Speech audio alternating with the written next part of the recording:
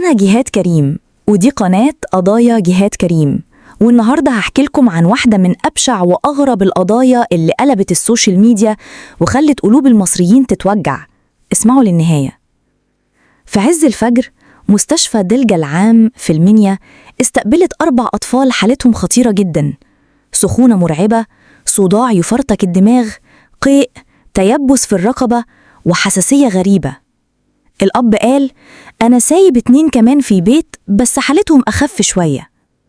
الغريب، ال4 ماتوا بعد ساعات قليلة وبنفس الأعراض.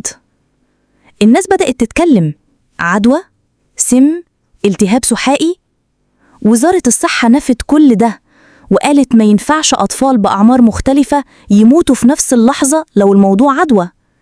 النيابة بدأت التحقيق، والبنت ال5 رحمة كانت خرجت من المستشفى عشان النيابة تاخد أقوالها، لكن للأسف ماتت بعد ساعات.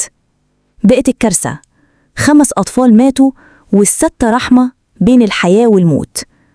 أعمار الأطفال: أحمد 5 سنين، محمد 5 سنين، عمر 7 سنين، ريم 10 سنين، رحمة 12 سنة، فرحة 14 سنة.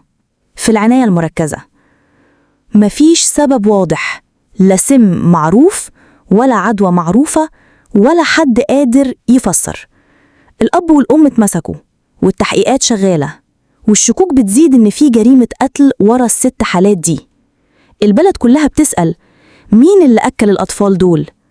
ولو الأكل مسموم، ليه الأب والأم ما جرالهمش حاجة؟ ولو سم، اتدس ازاي وليه ومين المستفيد؟ كل الأسئلة دي لسه من غير إجابة.